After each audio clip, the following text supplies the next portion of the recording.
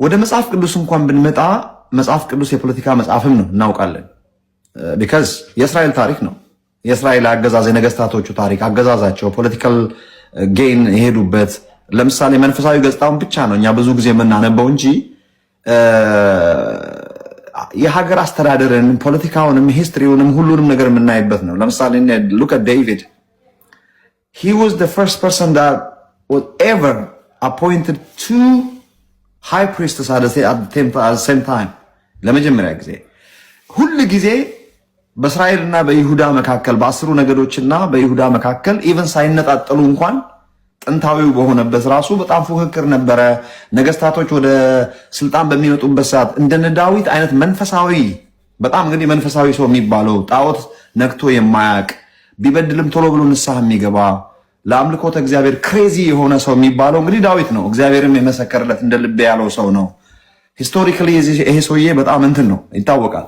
እሱ እንኳን ብዙ ጊዜ መጽሐፍ ቅዱስን ስታነብ እኛ በጭፍንነት መንፈሳዊውን ገጽታ ብቻ እንጂ የምናየው መንፈሳዊነትን ከፖለቲካል ጌን ጋር አያይዞ ነው።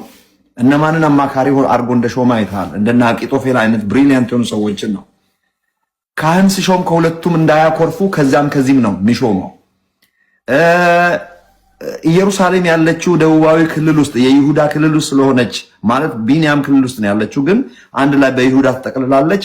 እነዛ ሁሌ ኮምፕሌን ስለሚያደርጉ በይሁዳ ሰዎች ላይ ፖለቲካሊ እንዴት አድርጎ ለአገዛዝ እንዲመቸው እንዴት አድርጎ እንደሚገዛቸው መንፈሳዊነቱን ሳይነካ ፖለቲካል ጌን ላይ ፎከስ አድርጎ ይሰራ እንደነበረ ሽሩድ ፖለቲከኛ እንደነበረ ሁላችንም እናውቃለን። ሰለሞን ደግሞ ከሱ የባሰ ነው። ምንም መንፈሳውያን ሰዎች ቢሆኑ ፖለቲካል ጌናቸውን አስልተው መንፈሳዊነቱን ለፖለቲካም እየተጠቀሙበት ፖለቲካውንም ደግሞ ሰምሃው ሼፕ እያደረጉ ጎን ለጎን እንዳስኬዱ ግልጽ ነው።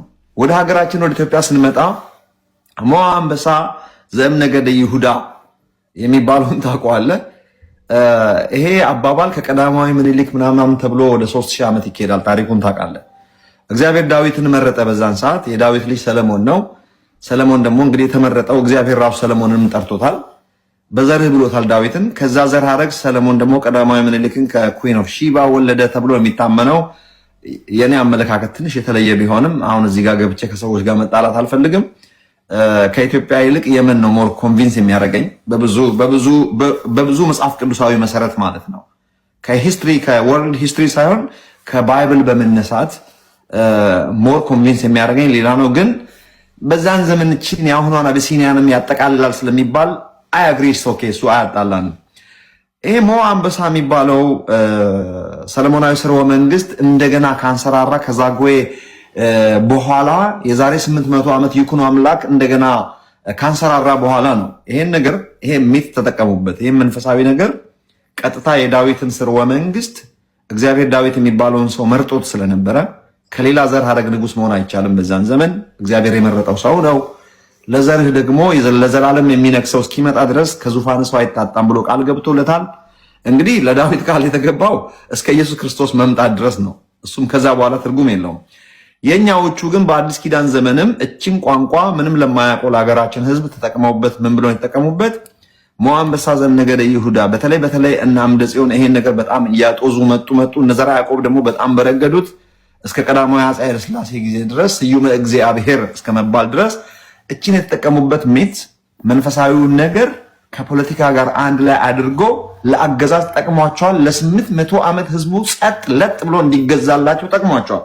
የማንክደው ነገር ነው። አትናቴዎስም እንግዲህ ማን ነው ቆስጠንጢኖስ እንደኔ ሄዝ አን ኤምፐረር ጠቅላይ ሚኒስትር ወይም ፕሬዚዳንት አይደለም። ይሄ ሰውዬ አልተጠቀመበትም ብዬ አላምንም፣ ዲቴል ባላምንም። ነገር ግን እኔ ስለዚህ ሰው ባጠናሁትና በተረዳሁት መሰረት አንተ እንደምትለው አሁን የክርስቶሎጂ ኮንሰፕት ገብቶት የሊቢያውን ፌቨር አድርጎ የዚህ የማነው ስሙ የተወገዘው አሪዮስ የሚባለው ሰውዬ በሱ ላይን ያለውን የሱን ሊኔጅ ተከትሎ ኢየሱስ ክርስቶስን ወልድን ፍጡር ነው የሚሉ ግለሰቦች በዛ ላይን ላይ ያሉ ሰዎች በእነሱ እጅ ተጠመቀ ምናምን ብትለኝ፣ በነገራችን ላይ ቆስጠንጢኖስ መንፈሳዊ መረዳት እንደሌለው ግልጽ ነው። ምንም የሚያውቀው ነገር የለም። ከአሕዛብ ወገን የሆነ ጣሊያናዊ ነው። የሮም ንጉሠ ነገሥት ነው።